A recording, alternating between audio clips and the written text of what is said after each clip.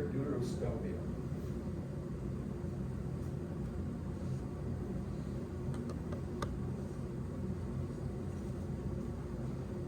So I can erase this.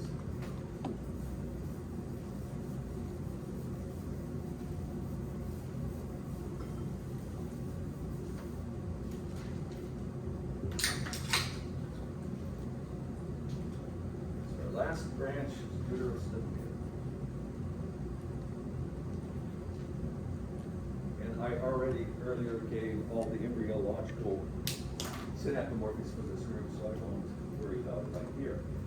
Just only two Linnaean phyla, but one of them is pretty big. You'll have to look at. So one of these is called Chenodermata. That's one of the basal groups.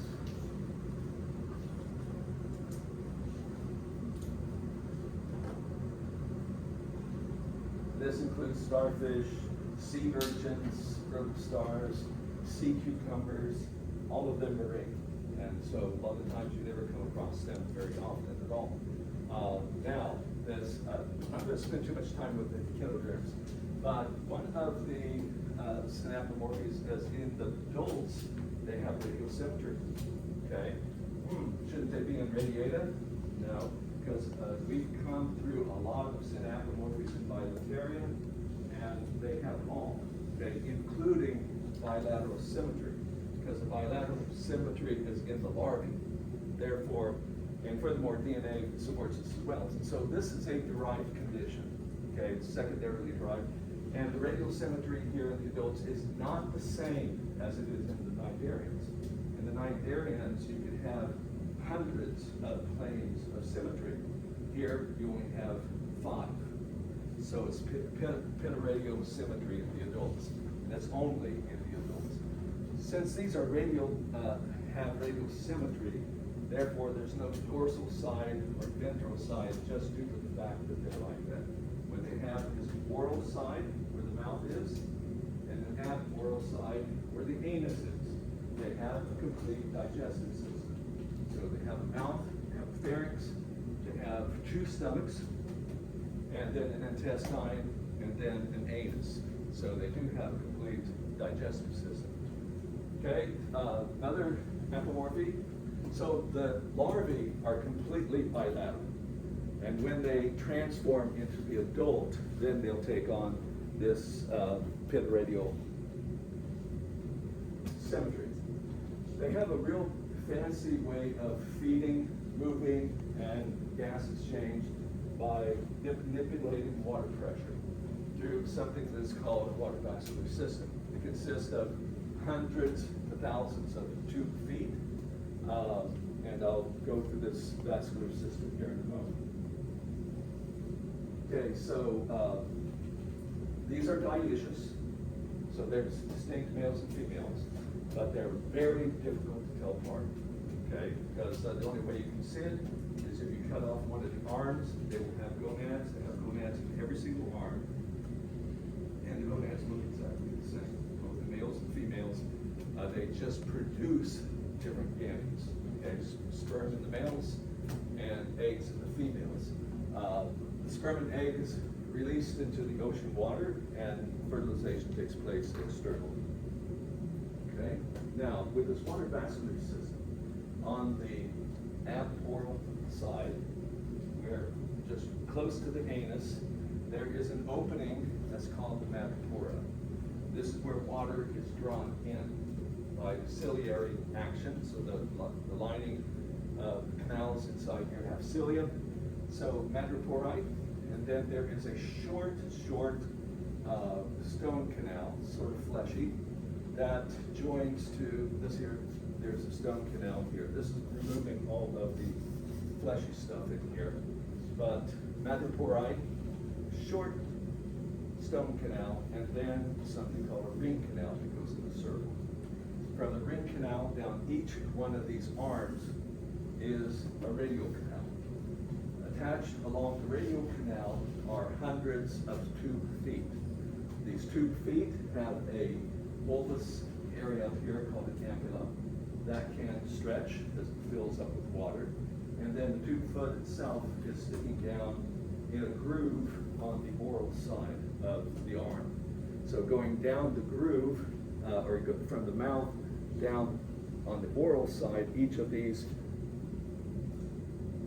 parts of the sort of legs, they have a groove, and that is where all these tube feet happen to be. By changing the water pressure, and they can hold on to a surface and also move, okay? So these are tube feet, and there's a lot of them. They have suckers on the end, so they can create type of water pressure that they can create suction. And furthermore, there is a calcareous skeleton. There's calcareous plates just under the skin. So you have a thin layer of skin that's just over these plates. Now when we have, you look at a preserved starfish, which we will, you just see the skeleton. Okay, sort of a calcium plates, can't see the edge of them, but there's a thin layer of skin that happens to be open. So they do have an endoskeleton. And that's all we're going to say about that group.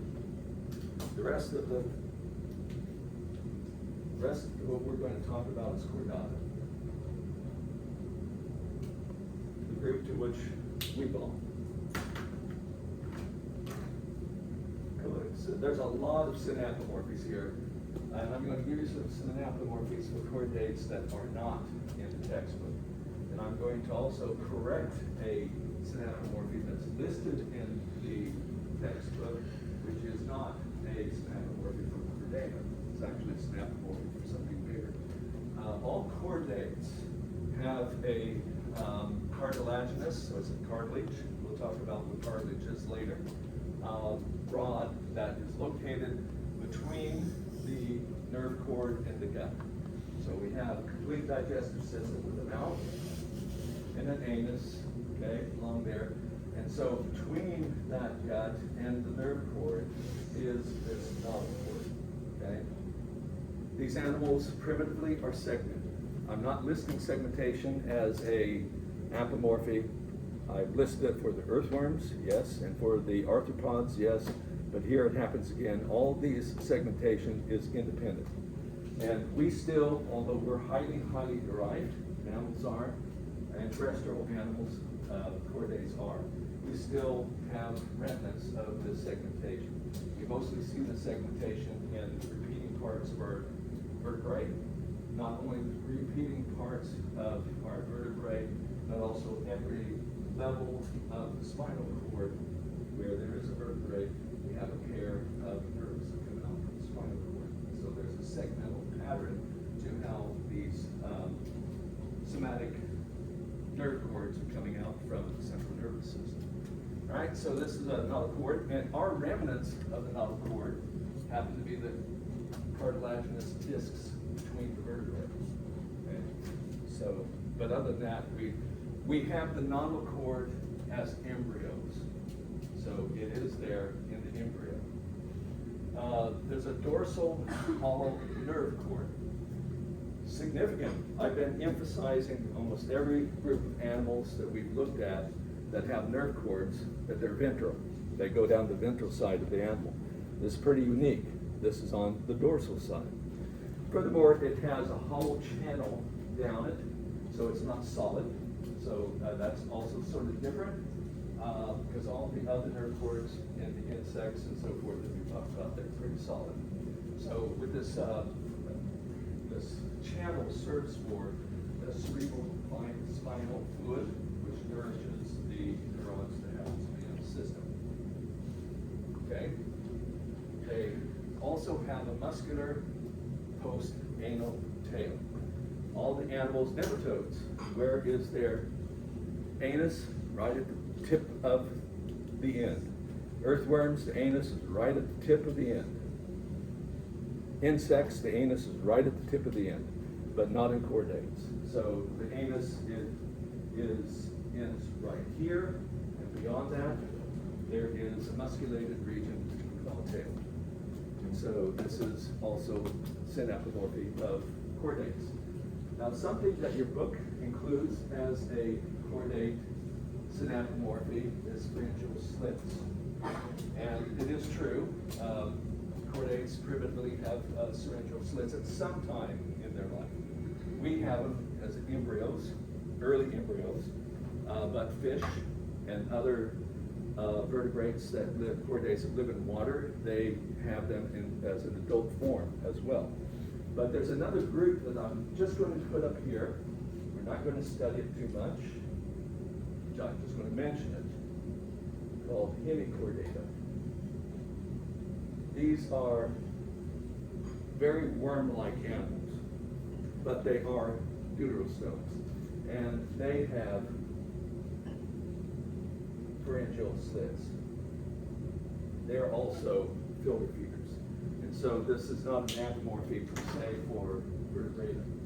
So this is just right behind the mouth, and so this is for filter feeding originally, because food would be taken in through the mouth into the pharynx. Right behind the mouth in the digestive tract is the area called the pharynx, and these slits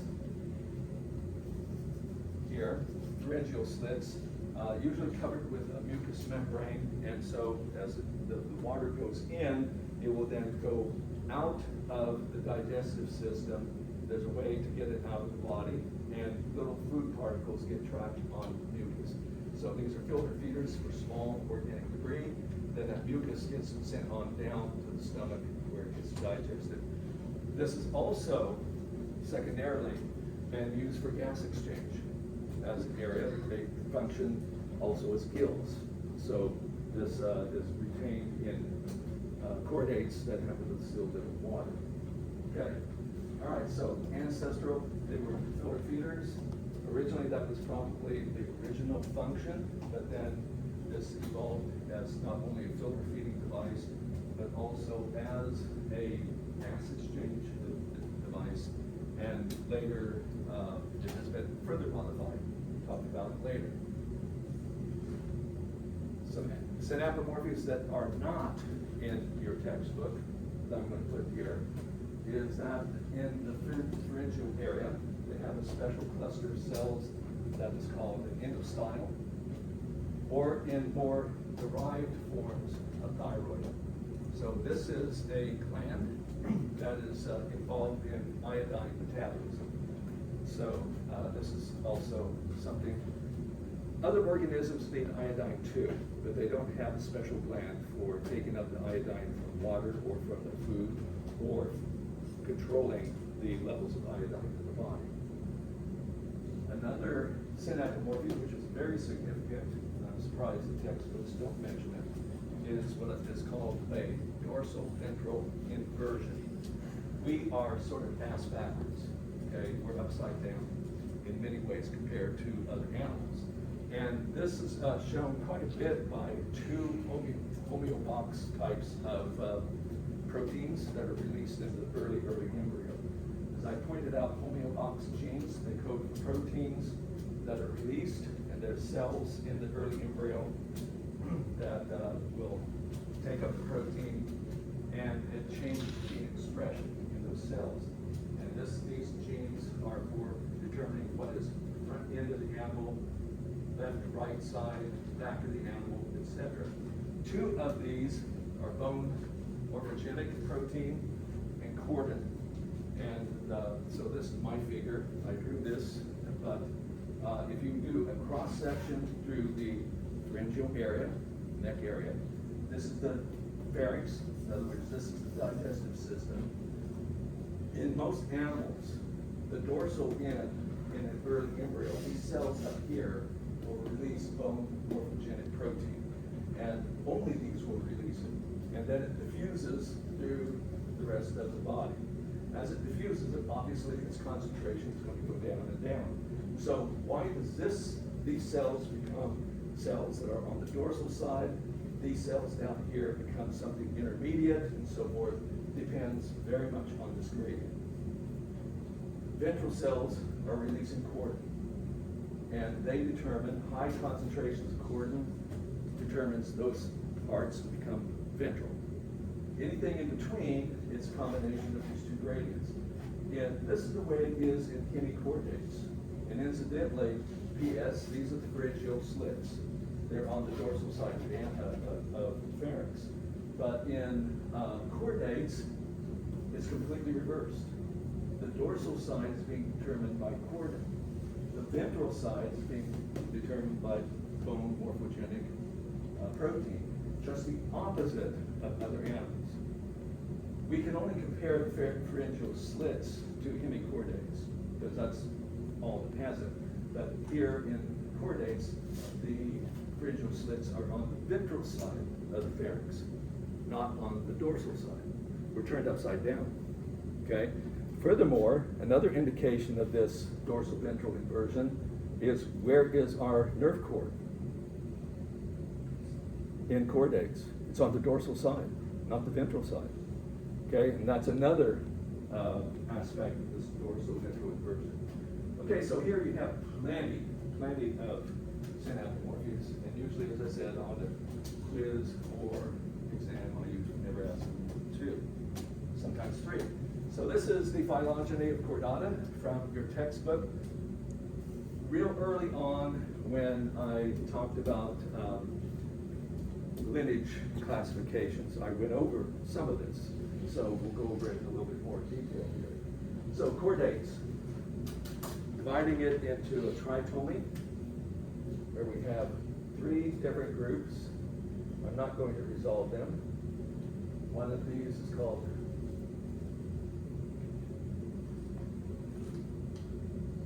cephalocordata, urochordata, and craniata. I'm putting it as a tritome, okay? Because it is resolved, but I don't want to mess with it. You guys have enough phylogenies to deal with, right? Okay, so with cephalocordata, these don't have too many of these things around, and they're relatively small. You'll find them in marine habitats. They're called lancelets. They have very segmented bodies, just like fish.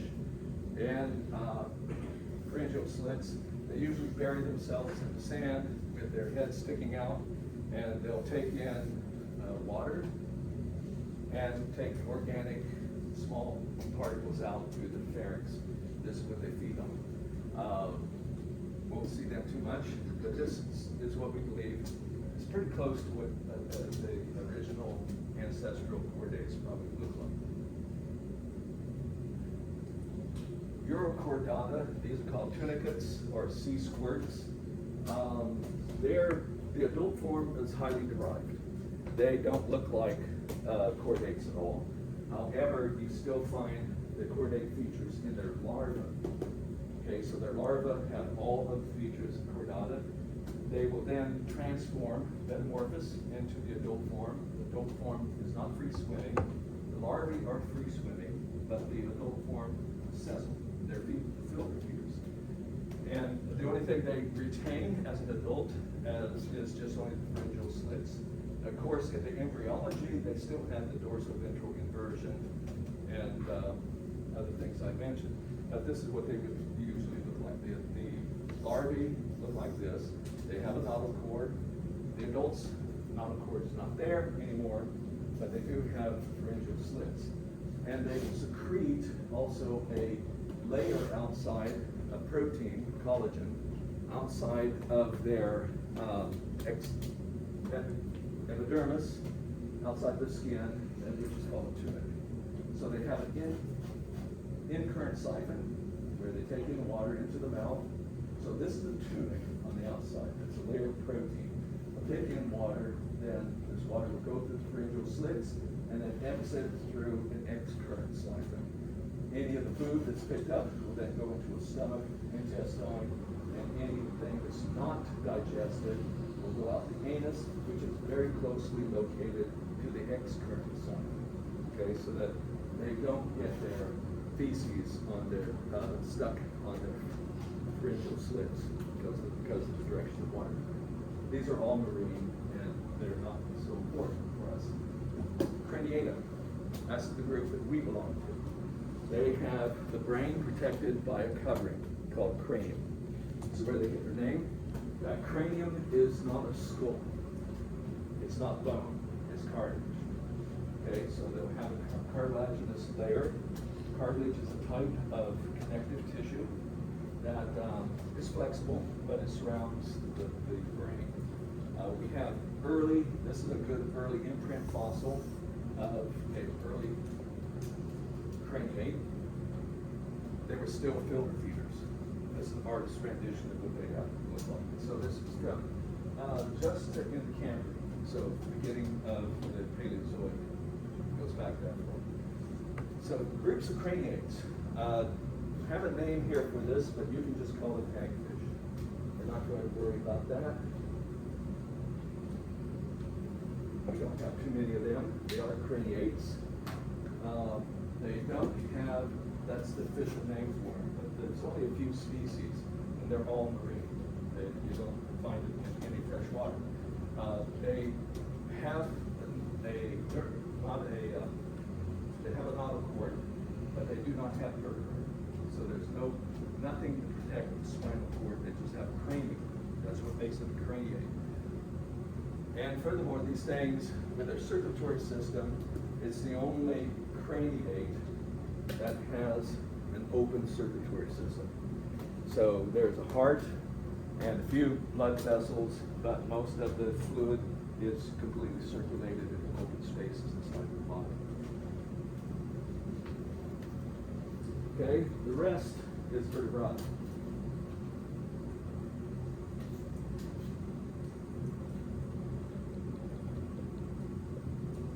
Which is the majority of chordates.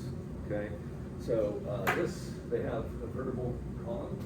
In other words, they have a protective shield around the spinal cord. Okay, spinal cord, dorsal nerve cord, same thing. Okay, but originally it was cartilage, not bone. So far we have no mineralization. Everything is of cartilage. So this have some not only a cranium around the brain, but also cartilaginous segmental structure that is bendable, but also provides some protection around the dorsal nerve cord. In addition, the primitive ones still also have a notochord. Okay, the notochord is in addition. So notochord and vertebral column are not the same thing. They're separate, quite separate. In higher, more derived chordates, vertebrates, the notochord will become part of the vertebral column, but here it's still separate. Okay, this group has pretty high degree of civilization. We know what is the head. It's very easy to detect what the head is. Head region is. All right. So vertebrate phylogeny. Once again, this is a very fancy word for primitive vertebrate. You just need to know them as lampreys.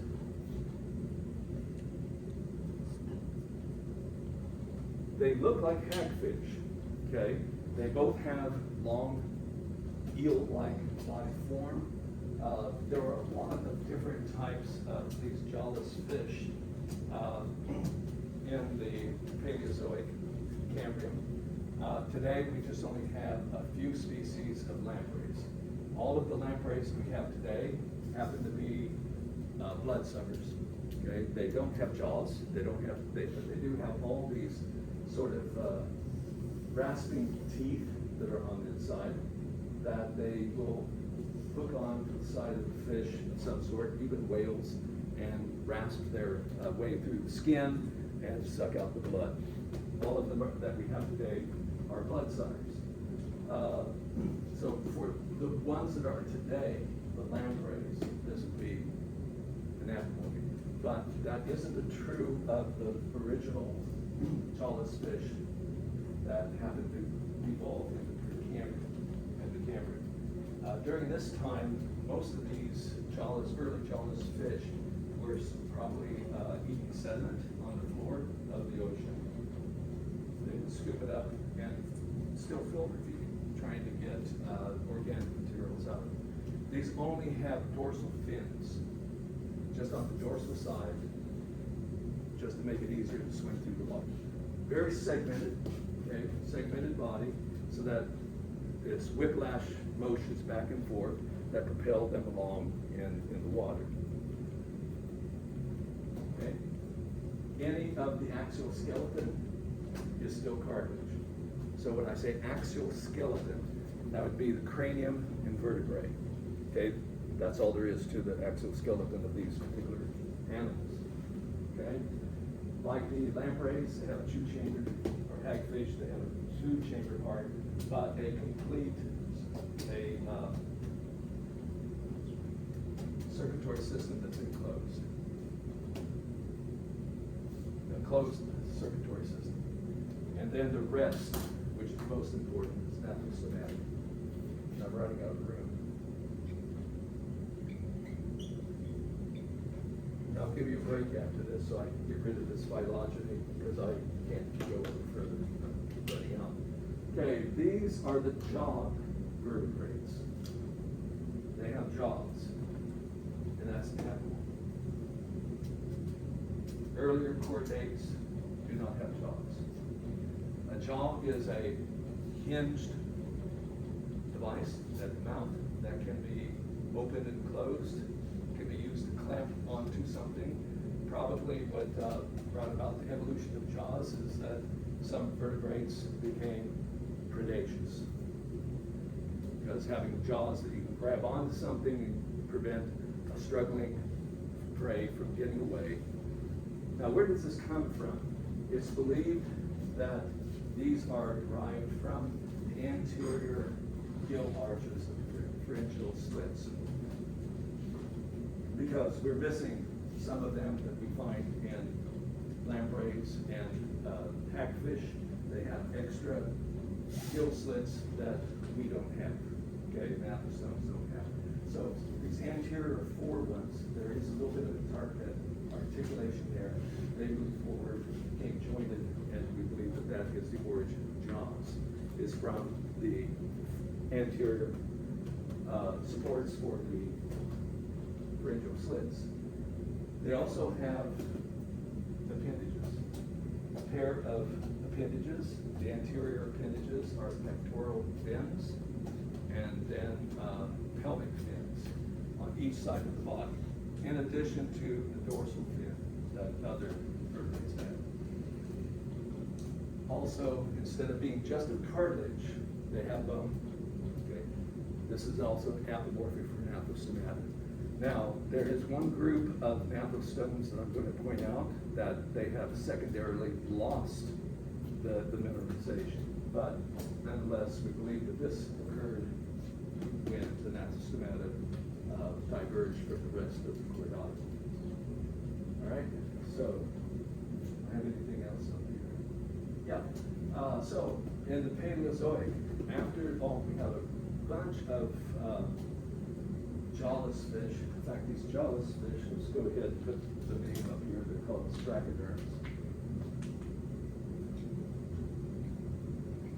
Okay, so this is a collection of jawless fish that we have fossils of from the early Paleozoic.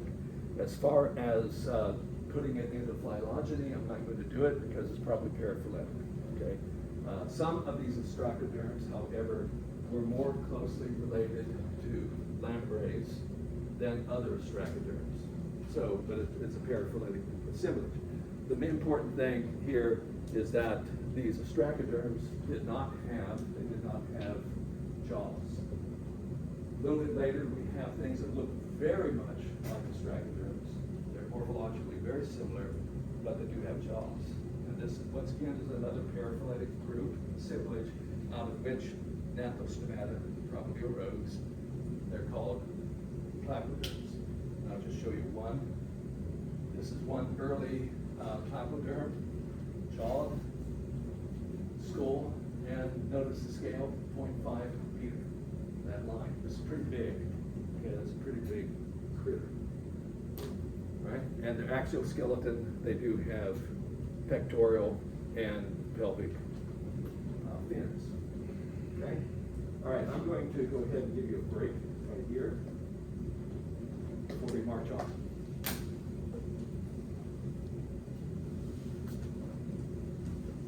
So 10 minutes.